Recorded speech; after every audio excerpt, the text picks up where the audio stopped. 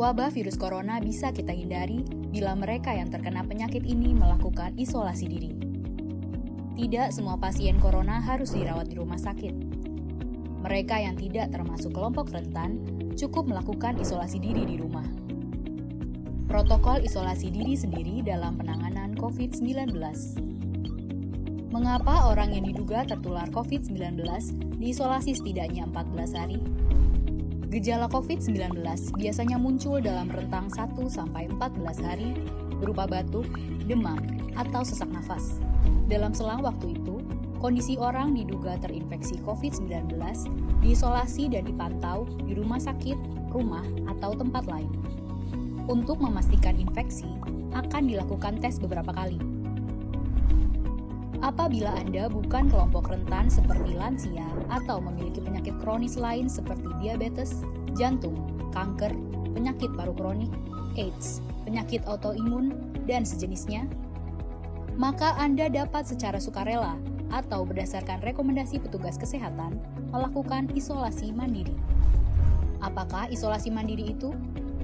Isolasi mandiri adalah upaya mencegah penyebaran COVID-19 dengan berdiam diri di rumah sambil memantau kondisi diri kita, seraya tetap menjaga jarak aman dari orang sekitar atau keluarga. Siapa yang perlu melakukan isolasi mandiri? Siapapun yang memiliki gejala sakit seperti demam, batuk atau pilek, nyeri tenggorokan, atau gejala penyakit pernafasan lainnya, atau termasuk dalam kelompok orang dalam pemantauan atau ODP, yaitu orang yang pernah berkontak erat dengan pasien positif COVID-19 dan atau orang dengan riwayat perjalanan dari negara atau transmisi lokal COVID-19. Berapa lama waktu isolasi diri? Setidaknya selama 14 hari sampai hasil pemeriksaan sampel di laboratorium diketahui. Apa yang perlu dilakukan saat isolasi mandiri? Tinggal di rumah dan jangan keluar, kecuali untuk mencari pertolongan medis. Sebisa mungkin, gunakan kamar terpisah dan selalu jaga jarak setidaknya 1 meter dari anggota keluarga lain. Selalu gunakan masker selama masa isolasi diri. Ganti masker secara rutin apabila basah atau kotor.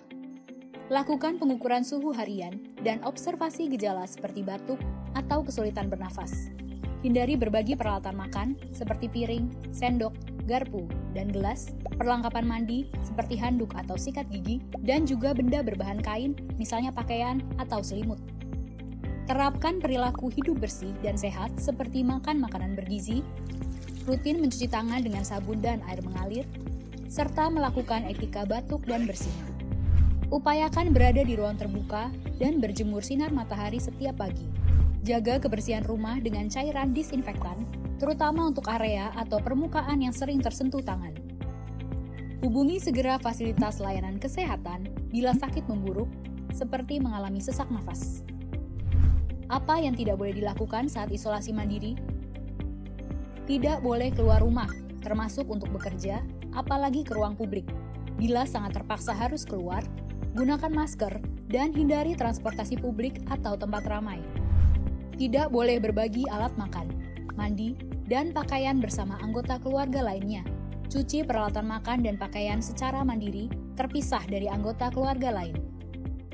Bila harus berbagi kamar mandi atau mesin cuci pakaian, maka bersihkan dengan desinfektan setelah dipakai.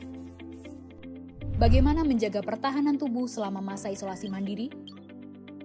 Tetap terapkan pola hidup sehat, antara lain dengan makan makanan bergizi seimbang, perbanyak buah dan sayur, istirahat yang cukup, lakukan olahraga ringan, dan hindari merokok atau minum alkohol.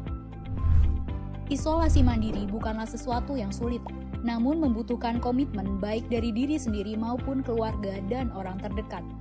Orang yang menjalani isolasi dapat mengalami kesepian, kekhawatiran, dan ketidaknyamanan saat mengalami gejala sakit. Maka mereka perlu dibantu, didukung, dan diberi semangat.